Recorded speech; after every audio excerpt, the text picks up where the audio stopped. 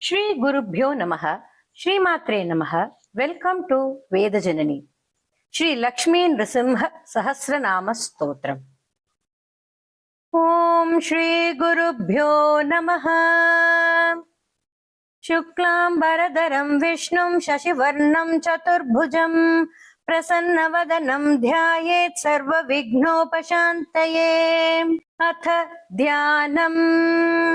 सत्यज्ञानसुखस्वरूपममलं क्षीराब्धिमध्यस्थितं योगारूढमतिप्रसन्नवदनं भूषासहस्रोज्ज्वलं त्र्यक्षं चक्रपिनाकसाभयवरान् बिभ्राणमर्कच्छविं छत्रीभूतपणीन्द्रमिन्दुधवळम् लक्ष्मी नृसिंहं भजे. उपास्महे नृसिंहाख्यं ब्रह्म वेदान्तगोचरम्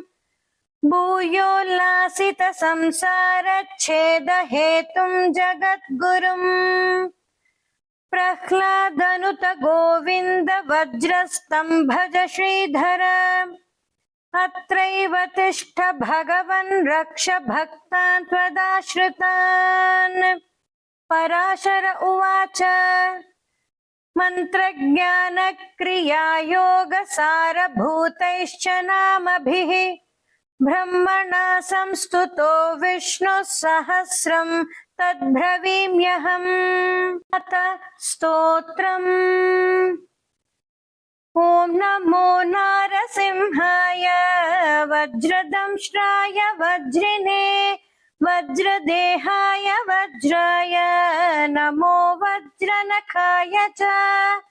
वासुदेवाय वन्द्याय वरदाय वरात्मने वरदाभयहस्ताय वराय वररूपिणे वरेण्याय वरिष्ठाय श्रीवराय नमो नमः. प्रह्लादवरदायैव प्रत्यक्षवरदाय च परात्परपरेशाय पवित्राय पिनाकिने पावनाय प्रसन्नाय पाशिने पापहारिणे पुरुस्तुताय पुण्याय पुरुहूताय ते नमः. तत्पुरुषाय तत्याय पुराणपुरुषाय च पुरोधसे पूर्वजाय पुष्कराक्षाय ते नमः. पुष्पहासाय हासाय महाहासाय शार्गिने सिंहाय सिंहराजाय जगद्वन्द्याय ते नमः. अट्टहासाय रोषाय ज्वालाहासाय ते नमः. भूतावासाय भासाय श्रीनिवासाय खड्गिने खड्गजिह्वाय सिंहाय खड्गवासाय ते नमः. नमो मूलाधिवासाय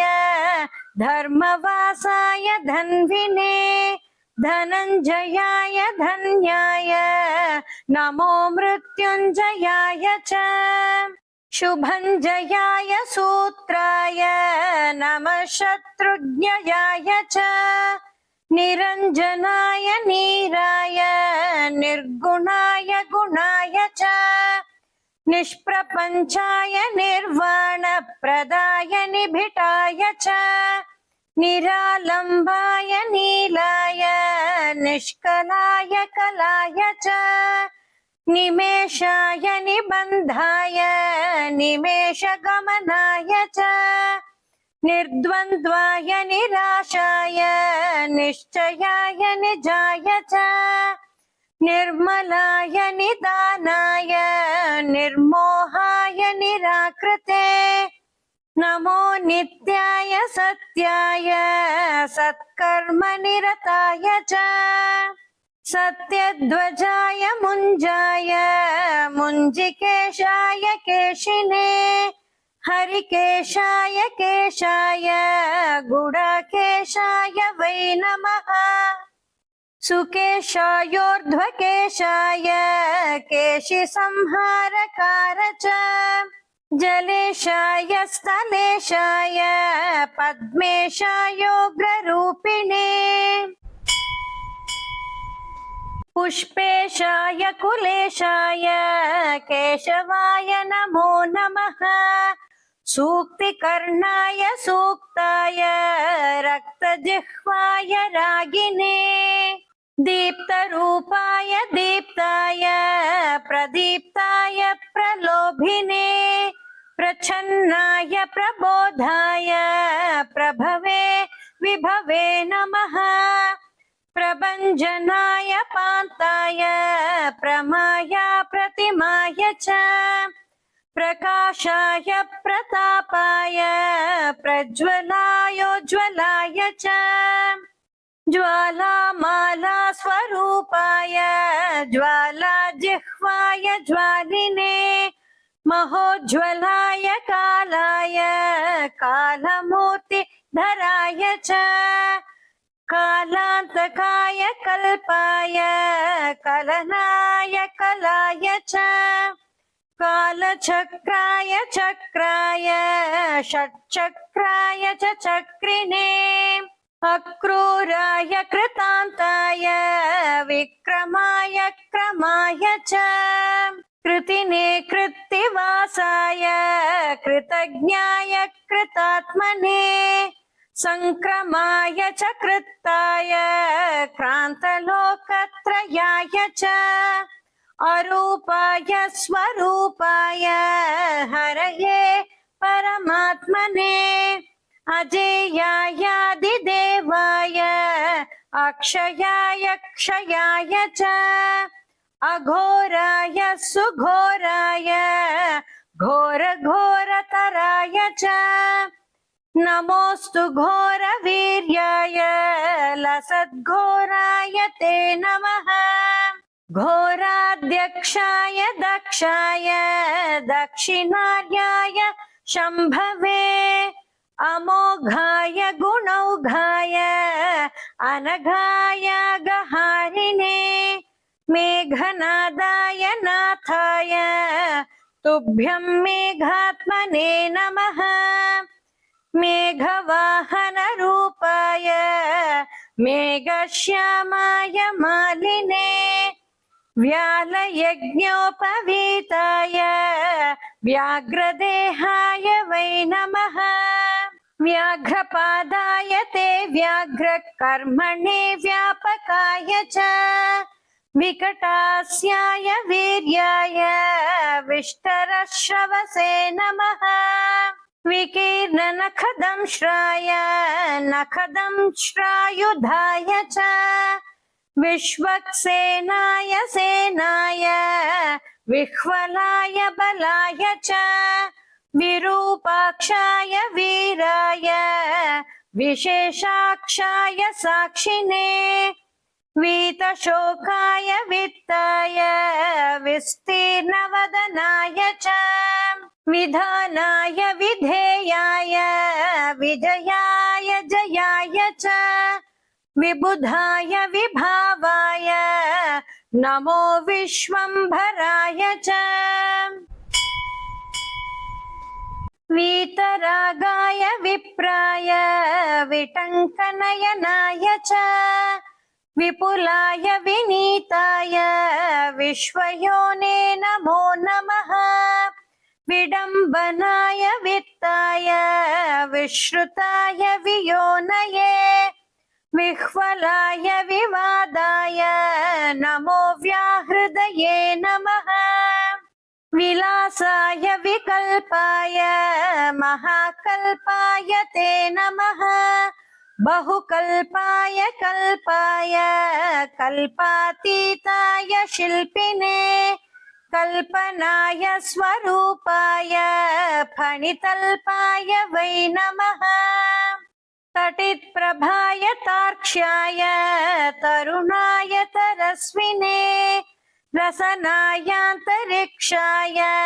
तापत्रयहराय च तारकाय तमोघ्नाय तत्त्वाय च तपस्विने तक्षकाय तनुत्राय वटवेतरलाय च शतरूपाय शान्ताय शतधाराय ते नमः शतपत्राय ताक्षाय स्थितये शान्तमूर्तये शतक्रतुस्वरूपाय शाश्वताय शतात्मने नमः सहस्रशिरसे सहस्रवदनाय च सहस्राक्षाय देवाय दिशश्रोत्राय ते नमः नमः सहस्रजिह्वाय महाजिह्वाय ते नमः सहस्रनामधेयाय सहस्रजठराय च सहस्रबाहवे तुभ्यं सहस्रचरणाय च सहस्रार्कप्रकाशाय सहस्रायुधधारिणे नमस्तूलाय सूक्ष्माय सुसूक्ष्माय नमो नमः सुक्षीणाय सुभिक्षाय सुराध्यक्षाय शौरिणे धर्माध्यक्षाय धर्माय लोकाध्यक्षाय वै नमः प्रजाध्यक्षाय शिक्षाय विपक्षक्षय मूर्तये कालाध्यक्षाय तीक्ष्णाय मूलाध्यक्षाय ते नमः अधोक्षजाय मित्राय सुमित्रवरुणाय च शत्रुघ्नाय अविघ्नाय विघ्नकोटिहराय च रक्षोघ्नाय तमोघ्नाय भूतघ्नाय नमो नमः भूतपालाय भूताय भूतावासाय भूतिने भूतभेतालघाताय भूताधिपतये नमः भूतग्रहविनाशाय भूतसंयमिने नमः महाभूताय भृगवे सर्वभूतात्मने नमः सर्वारिष्टविनाशाय सर्वसम्पत्कराय च सर्वाधाराय सर्वाय सर्वार्तिहरये नमः सर्वदुःखप्रशान्ताय सर्वसौभाग्यदायिने सर्वज्ञायाप्ननन्ताय सर्वशक्तिधराय च सर्वैश्वर्यप्रदात्रे च सर्वैश्वर्यविधायिने सर्वज्वरविनाशाय सर्वरोगापहारिणे सर्वाभिचारहन्त्रे च सर्वोत्पातविघातिने पिङ्गाक्षायैकशृङ्गाय द्विशृङ्गाय मरीचये बहुशृङ्गाय लिङ्गाय महाशृङ्गाय ते नमः माङ्गल्याय मनोज्ञाय मन्तव्याय महात्मने महादेवाय देवाय मातुलुङ्गधराय च महामाया प्रसूताय मायिने जलशायिने महोधराय मन्दाय मदनाय मधाय च मधुकैटभहन्त्रे च माधवाय मुरारये महावीर्याय धैर्याय चित्रवीर्याय ते नमः चित्रकर्माय चित्राय नमस्ते चित्रभाणवे मायातीताय मायाय महावीर्याय ते नमः महातेजाय बीजाय तेजोधाम्ने च बीजने तेजोमय निसिंहाय तेजसां निधये नमः महादंष्ट्राय तुष्टाय नमः पुष्टिकराय च क्षिपिविष्टाय हृष्टाय पुष्टाय परमेष्ठिने विशिष्टाय च शिष्टाय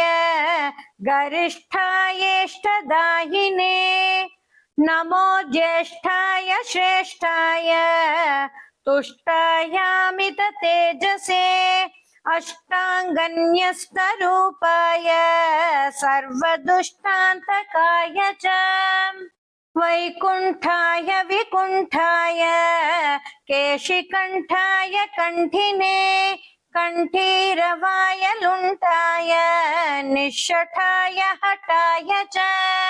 सत्त्वोत्रिक्ताय कृष्णाय रजोत्रिक्ताय वेधसे तमोत्रिक्ताय रुद्राय ऋग्यजुस्साममूर्तये ऋतुध्वजाय कालाय मन्त्रराजाय मन्त्रिणे त्रिनेत्राय त्रिवर्गाय त्रिधाम्ने च त्रिशूलिने त्रिकालज्ञानरूपाय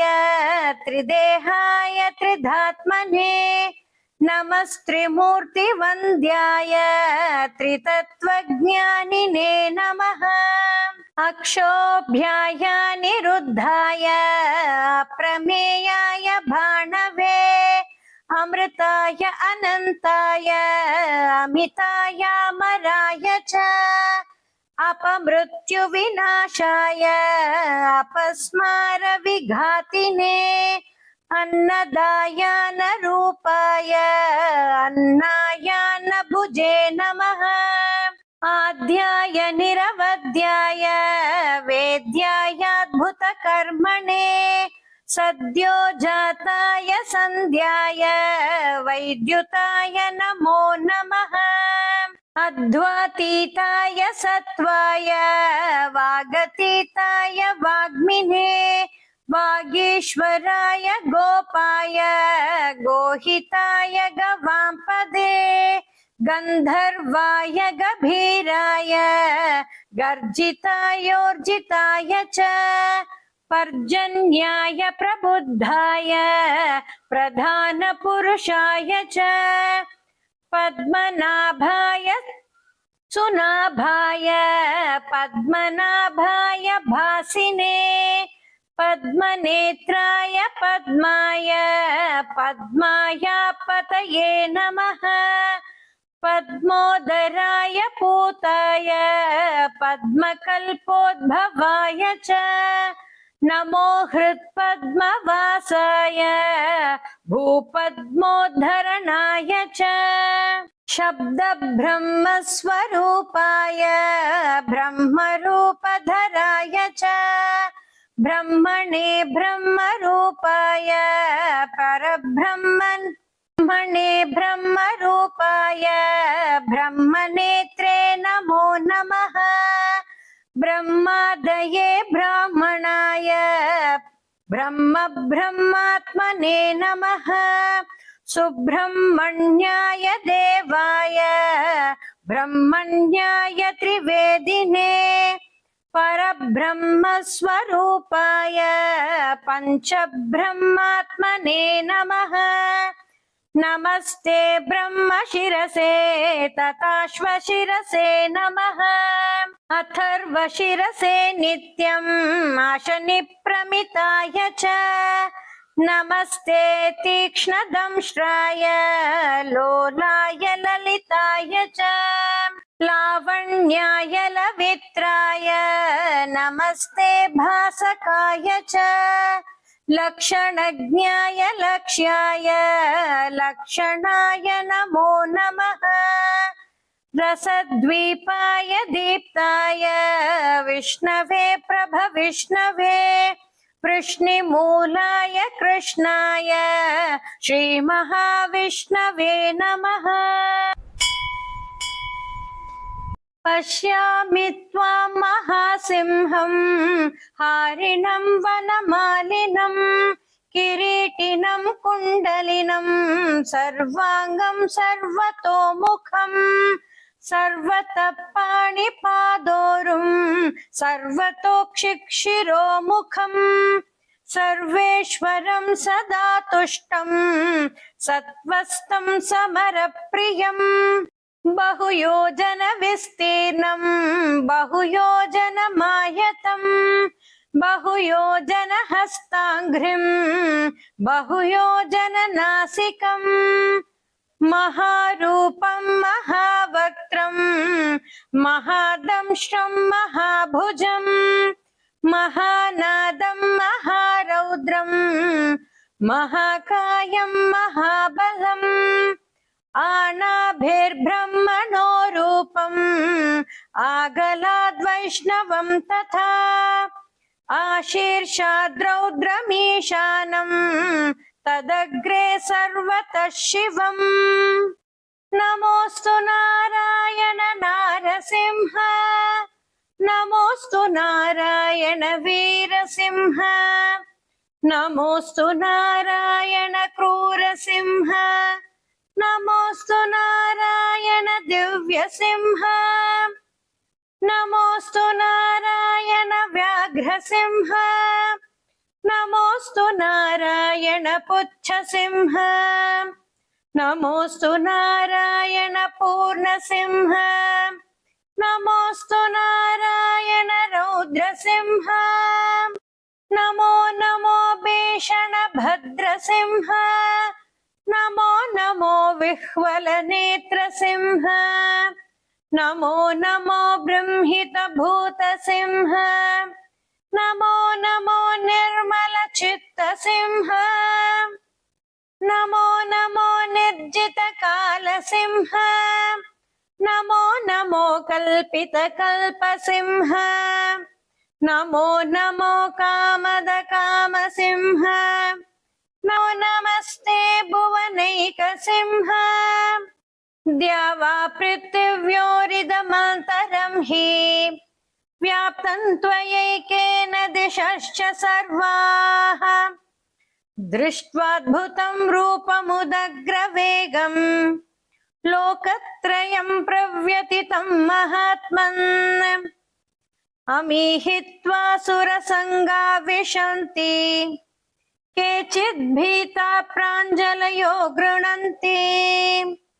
स्वस्तीत्युक्त्वा मुनयः सिद्धसङ्घाः स्तुवन्ति त्वां स्तुतिभिः पुष्कलाभिः रुद्रादित्या वसवो ये च साध्या विश्वेश्विनौ मरुतश्चोष्मपाश्च गन्धर्वयसाक्षुरसिद्धसङ्घा वीक्षन्ति त्वां विस्मिताश्चैव सर्वे लेलीह्यसे ग्रसमानः समन्ताल् लोकान् समग्रान् वदनैज्ज्वलद्भिः तेजोभिरापूर्य जगत्समग्रम् भासस्तवोघ्रा प्रतपन्ति विष्णो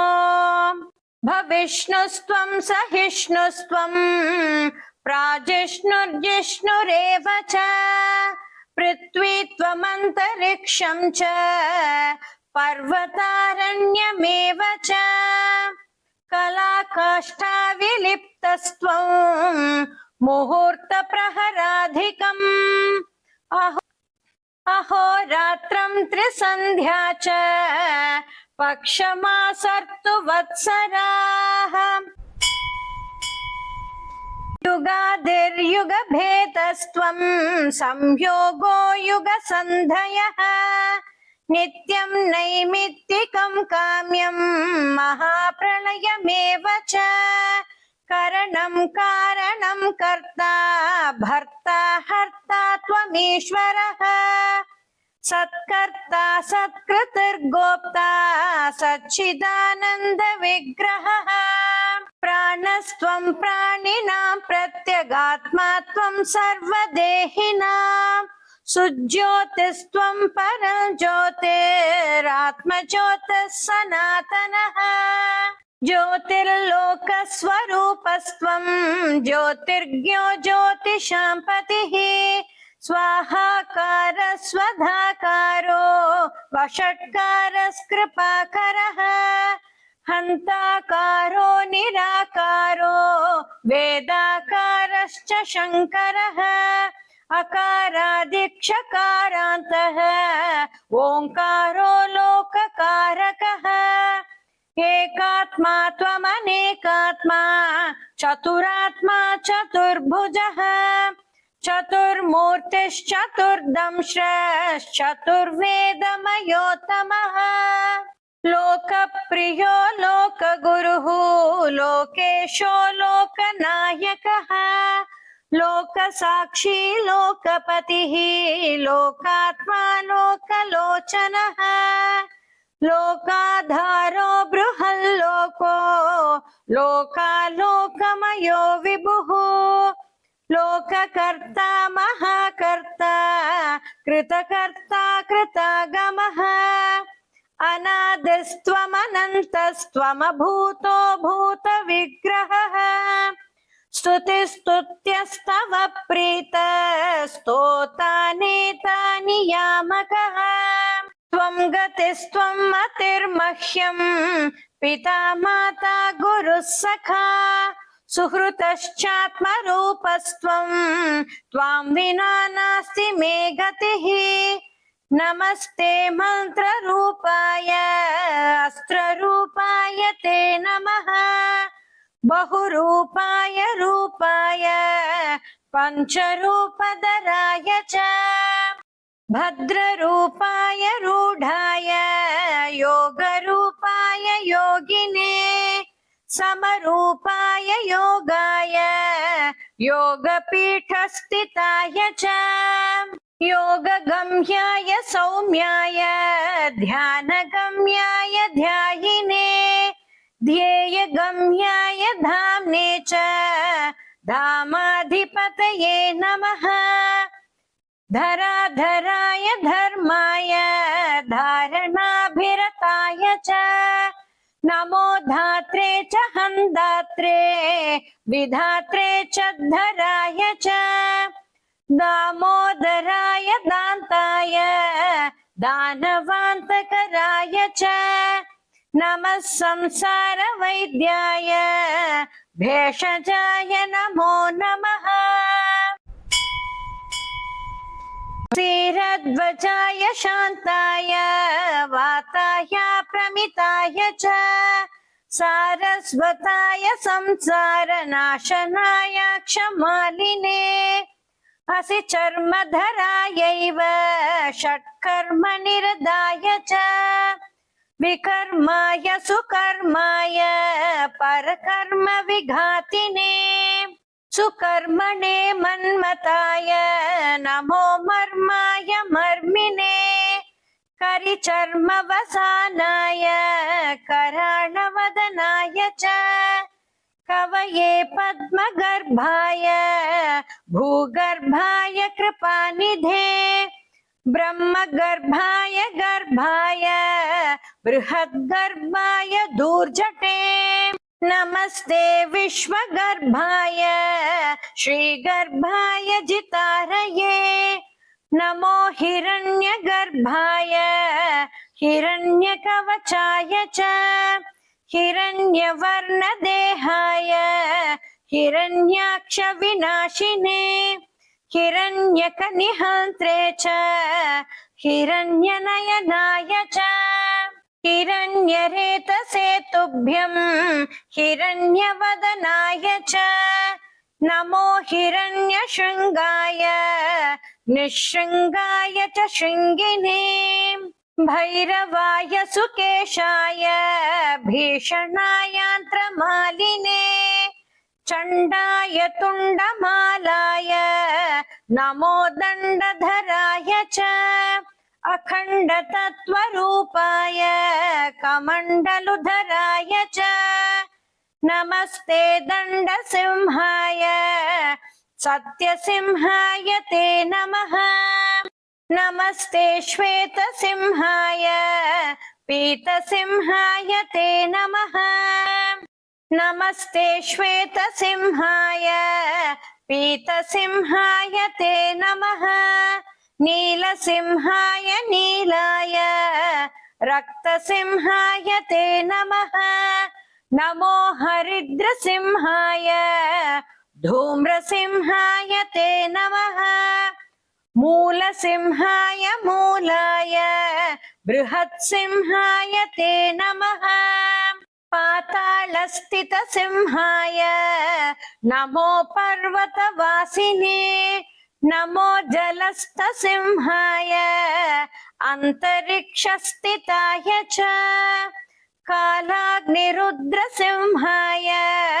चण्डसिंहाय ते नमः अनन्तजिह्वसिंहाय अनन्तगतये नमः नमो विचित्रसिंहाय बहुसिंहस्वरूपिणे अभयङ्करसिंहाय नारसिंहाय ते नमः नमोऽस्तु सिंहराजाय नरसिंहाय ते नमः सप्ताब्धिमेखलायैव सप्तसामस्वरूपिणे सप्तलोकान्तरस्थाय सप्तस्वरमयाय च सप्तार्चिरूपदंश्राय सप्ताश्वरदरूपिणे सप्तवायुस्वरूपाय सप्तच्छन्दोमयाय च स्वच्छाय स्वच्छरूपाय स्वच्छन्दाय च ते नमः श्रीवत्साय सुवेशाय श्रुतये श्रुतमूर्तये शुचिश्रवाय शूराय सुप्रभाय सुधन्विने शुभ्राय सुरनाथाय सुलभाय शुभाय च सुदर्शनाय सूक्ष्माय निरुक्ताय नमो नमः सुप्रभावस्वभावाय भवाय विभवाय च सुशाखाय विशाखाय सुमुखाय सुखाय च सुनखाय सुदंश्राय सुरदाय सुधाय च सांख्याय सुरमुख्याय प्रख्याताय प्रभाय च नमः खट्वाङ्गहस्ताय खेटमुद्गरपाणये खगेन्द्राय मृगेन्द्राय नकेन्द्राय ध्रुवाय च नागकेयूरहाराय नागेन्द्राय घमर्दिने नदीवासाय नागाय नानारूपधराय च नागेश्वराय नागाय नमिताय नराय च नागान्तकरतायैव नरनारायणाय च नमो मत्स्यस्वरूपाय कच्छपाय नमो नमः नमो यज्ञवराहाय नृसिंहाय नमो नमः विक्रमाक्रान्तलोकाय वामनाय महौजसे नमो भार्गवरामाय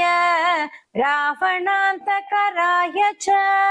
नमस्ते बलरामाय कंसप्रध्वंसकारिणे बुद्धाय बुद्धरूपाय तीक्ष्णरूपाय कल्किने आत्रेयायाग्निनेत्राय कपिलाय द्विजाय च क्षेत्राय पशुपालाय पशुवक्त्राय ते नमः गृहस्थाय वनस्थाय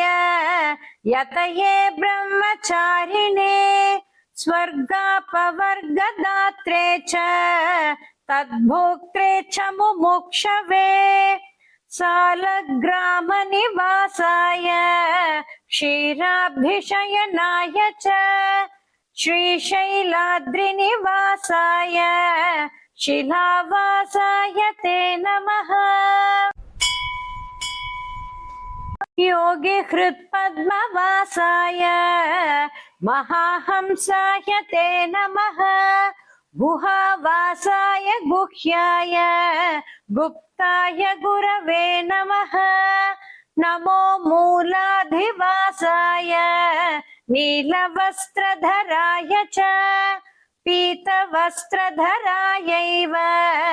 रक्तवस्त्रधराय च रक्तमाला विभूषाय रक्तगन्धानुलेपिने धुरन्धराय धूर्ताय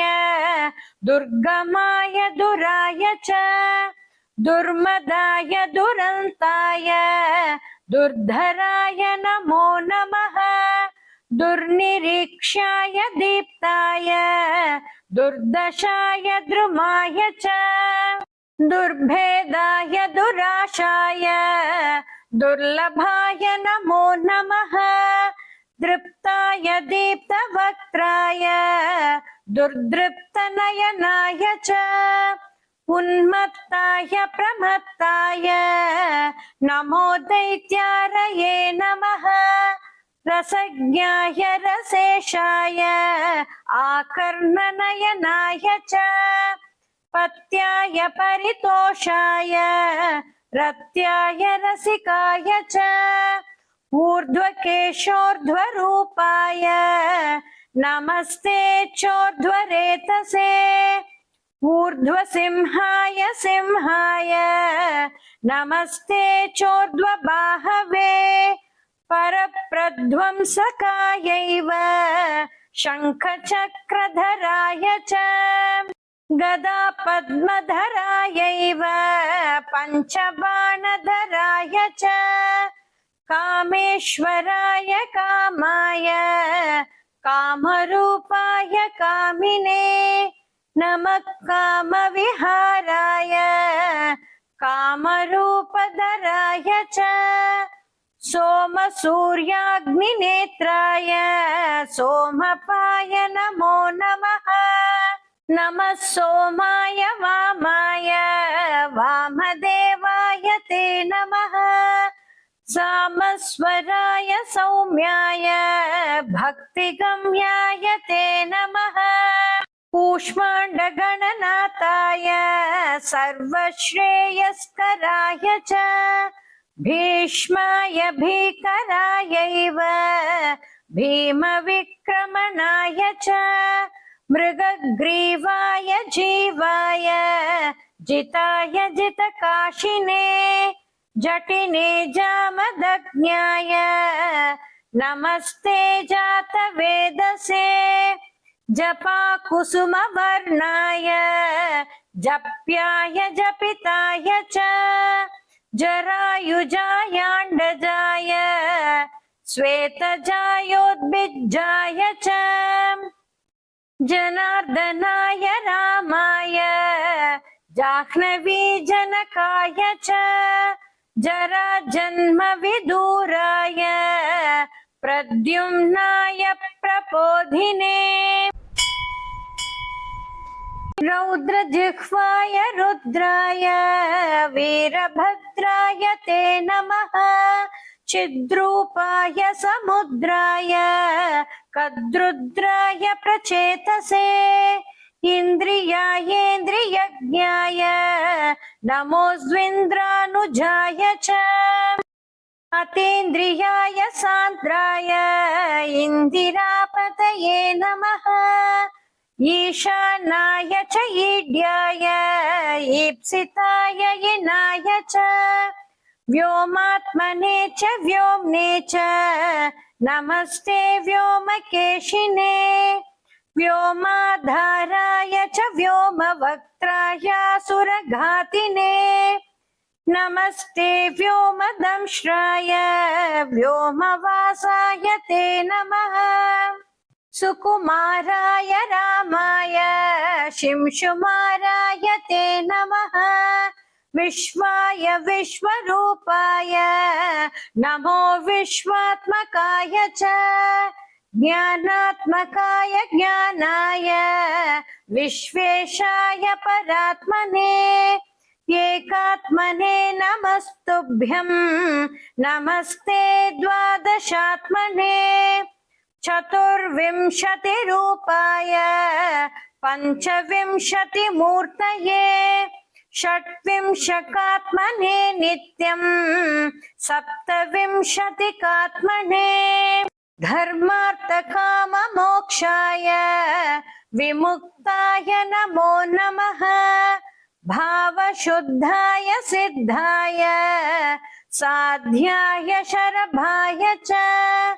प्रबोधाय सुबोधाय नमो बुद्धिप्रदाय च स्निग्धाय च विदग्धाय मुग्धाय मुनये नमः प्रियश्रवाय श्राव्याय सुश्रवाय श्रवाय च ग्रहेशाय महेशाय ब्रह्मेशाय नमो नमः श्रीधराय सुतीर्थाय हयग्रीवाय ते नमः उग्राय चोग्रवेगाय उग्रकर्मरताय च उग्रनेत्राय व्यक्राय समग्रगुणशालिने बालग्रहविनाशाय पिशाचग्रहघातिने दुष्टग्रहनिहन्त्रे च निग्रहानुग्रहाय च वृषध्वजाय वृष्ण्याय वृषाय वृषभाय च उग्रश्रवाय शान्ताय नमः श्रुतिधराय च नमस्ते देवदेवेश नमस्ते मधुसूदन नमस्ते पुण्डरीकाक्ष नमस्ते दुरिदक्षय नमस्ते करुणा सिन्धो नमस्ते समितिज्ञय नमस्ते नारसिंहाय नमस्ते गरुडध्वज यज्ञध्वज नमस्तेस्तु कालध्वज जयध्वज अग्निनेत्र नमस्तेस्तु नमस्ते शमरप्रिय महानेत्र नमस्तेस्तु नमस्ते भक्तवत्सल धर्मनेत्र नमस्तेस्तु नमस्ते करुणाकर पुण्यनेत्र नमस्तेस्तु नमस्ते भीष्टदायक नमो नमस्ते जय सिंहरूप नमो नमस्ते वरसिंहरूप नमो नमस्ते गुरुसिंहरूप नमो नमस्ते नरसिंहरूप नमो नमस्ते नरसिंहरूप नमो नमस्ते नरसिंहरूप कायेन वाचा मनसेन्द्रियैर्वा बुद्ध्यात्मना वा प्रकृते स्वभावात् करोमि यत्तत् सकलं परस्मै श्रीमन्नारायणायेति समर्पयामि स्वस्ति प्रजाप्य परिपालयन्तां न्यायेन मार्गेण महीं महिंषा को ब्राह्मणेभ्यो शुभमस्तु नित्यं लोका समस्ता सुखिनो भवन्तु लोका समस्ता सुखिनो भवन्तु लोका समस्ता सुखिनो भवन्तु ॐ शान्ति शान्ति शान्तिः